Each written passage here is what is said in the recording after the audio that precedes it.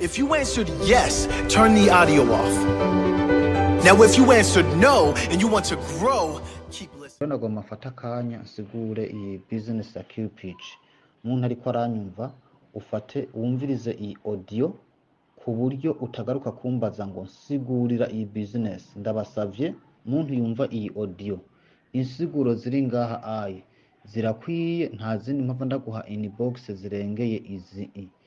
Nuko KIRPICH ni exchange canke ni échangeur y'abarusiya ikomoka mu Burusiya, ikora nk'izindi échangeur tumaze kubona, kuko izindi échangeur zose zirakora trading, urazishirako amafaranga zigakora trading. Mugabo ico isumbije izindi échangeur nuko yoyo ifise robot de trading. Rero muri KIRPICH hariho robot idukorera trading ikatwungukira amafaranga, yunguka 3% kuduga bivanye n'imitahe ushize ko ari abo twabonye bunguka 3.3 3.4 bivanye n'imitahe, ariko umuntu afise imitahe yo kugeza ku $100 yunguka 3%, abamaze kurenza ijana nibo baronka 3,3 n'utundi turi inyuma dukeye.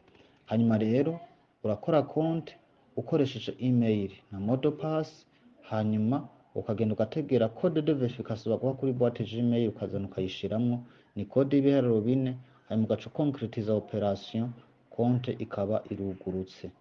Hanyuma heje kugurura konti uca ukora deposit yaba mu BNB yaba mu USDT 37 canke mu USDT BP20, ariko umuntu nohanura yokora deposit muri USDT 37 canke muri USDT BP20, nizo nabonye zinyaruka.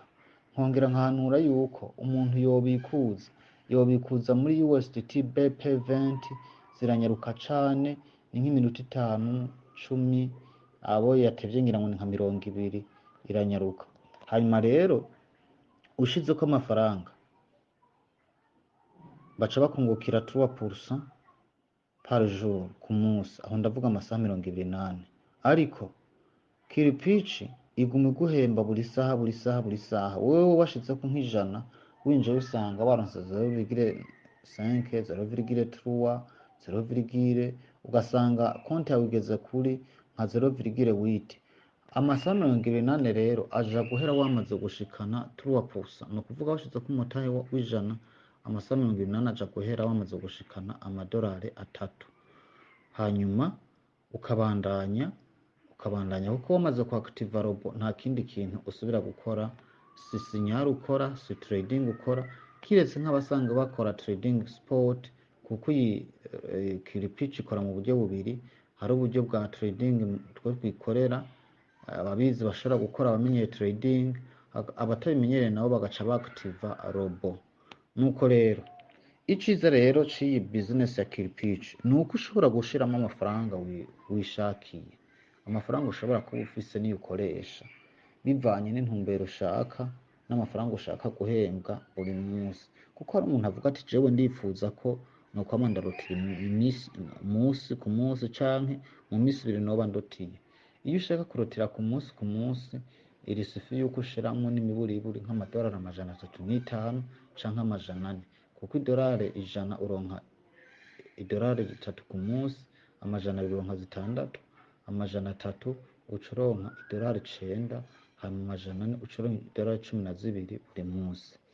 Uhejeje kudepoza rero uraktiva robot ikakiguhereza amafaranga, wowe wiraramiye wibereye mu kazi wiryamiye mu ijoro iguma ikora. Mu kanya naravye konti yanje yarigeze ku $10, mu kanya ndasubira nsanga ageze kuri 11, ndasubira nsanga ni 12, ndasubira nsanga ni 18. Uno munsi ndiko ndafata iyi audio ni itarike 18 z'ukwezi kw'icumi. Iyi business nayitanguye itarike 30 z'ukwezi kwa 9.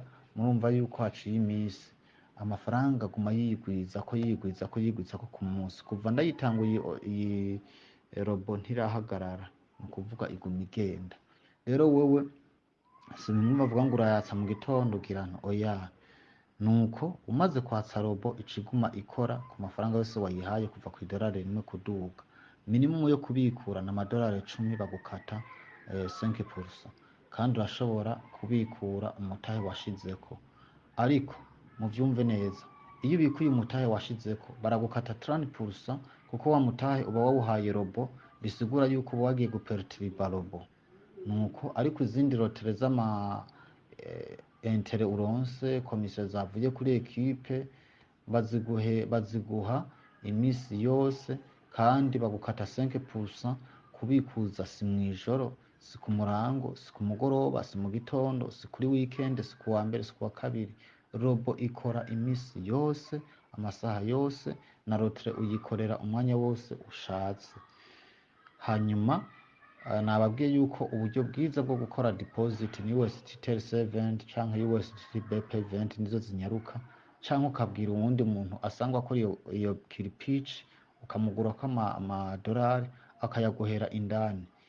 Iyi business ya KIRPICH ni business mushobora guhanahana amafaranga, ivyo twita transfer interne canke internal transfer, mukayahanahana. Ubufise iyi konti akaguhereza amadolari asanzwe afise indani, nawe ukaca umenya ingene umuriha. Ivyo bikaba bimeze uko. Hanyuma ikindi co kubabwira nuko iyi business ni business itakurusha, ni business itakurusha.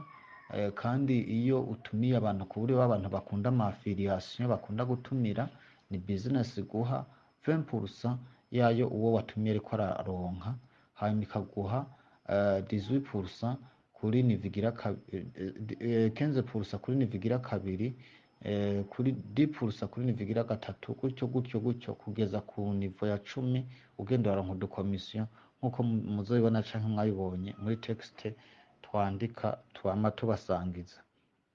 Nuko urumva ko ni business kandi itanga ubushimwe iyo bishitse abantu wewe winjije ugasanga baramaze kugira chiffre d'affaires y'amadolari ashika ku 1000, system iciguhemba ikaguha bonus y'amadolari 10.